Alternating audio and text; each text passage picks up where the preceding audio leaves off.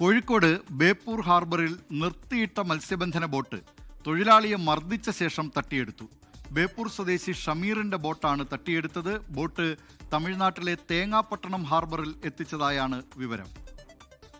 നങ്കൂരത്തിൽ കിടന്ന ബോട്ട് രാത്രി 5-6 വ്യക്തികൾ ബോട്ടിൽ കയറി ആങ്കർ മുറിച്ചിട്ട് ബോട്ട് ഇവിടുന്ന് കൊണ്ടുപോയിരിക്കുകയാണ്. ഇന്നലെ തന്നെ സ്റ്റേഷനിൽ FIR രജിസ്റ്റർ ചെയ്തിട്ടുണ്ടായിരുന്നു.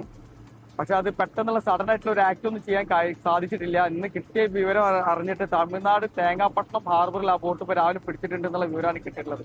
അപ്പോൾ തമിഴ്നാട് സ്വദേശികളാണ് ബോട്ട് കൊണ്ടുപോയിട്ടുള്ളത്. അതിനെ സഹായിക്കാൻ ഇവിടെയുള്ള ആരൊക്കെ ഒത്താശ ചെയ്ത് കൊടുത്തിട്ടുണ്ട്.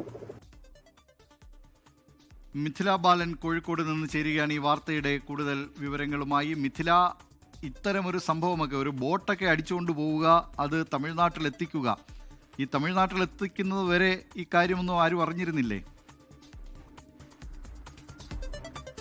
ദിലീപ് കുമാർ, ഈ ഒരു സംഭവം ഉണ്ടാവുന്നത് 24-ന് രാത്രി 11-നും 12-നും ഇടയിലാണ്. ഒരു തൊഴിലാളിയായിരുന്നു, ഈ മത്സ്യബന്ധന തൊഴിലാളിയായിരുന്നു ഈ ബോട്ടിലുണ്ടായിരുന്നത്. ബേപ്പൂർ ഹാർബറിൽ നങ്കൂരമിട്ട മത്സ്യബന്ധന ബോട്ടാണ്. ഈ തൊഴിലാളിയുടെ അടുത്തേക്ക് 5-6 ആളുകൾ എത്തുന്നു. ബോട്ടിലാണ് ഇവർ എത്തിയത്. പിന്നീട് ഈ തൊഴിലാളിയെ മർദ്ദിക്കുന്നു, കയ്യിലുണ്ടായിരുന്ന ഫോൺ പിടിച്ചു വാങ്ങുന്നു, സിം നശിപ്പിക്കുന്നു. അതിനുശേഷം തൊട്ടടുത്ത ബോട്ടിലേക്ക് ഈ തൊഴിലാളിയെ തട്ടിമാറ്റുന്നു. അങ്ങനെയാണ് തള്ളിയിടുന്നു. അങ്ങനെയാണ് അവർ ഈ ബോട്ടുമായി ഇവിടെ നിന്നും കടന്നു കളഞ്ഞത്. പിന്നീട് ഈ ബോട്ട് ഉടമ, ഇപ്പോൾ നമ്മൾ കേട്ടതാണ്, പോലീസിൽ പരാതി നൽകുന്നു. പിന്നീട് കോസ്റ്റൽ പോലീസിന്റെ റഡാർ സംവിധാനം അനുസരിച്ചാണ് ഈ ബോട്ടുള്ളത്.